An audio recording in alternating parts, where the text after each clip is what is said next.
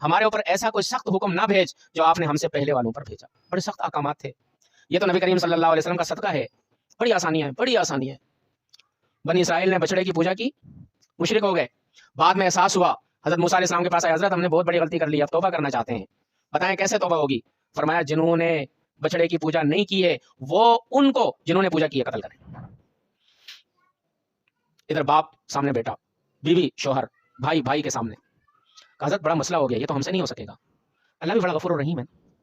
तौबा पर आमादा हो गए थे, लेकिन थोड़ी सी रुकावट आ गई, अल्लाह ने बादल भेज दिया, अंधेरा कर दिया।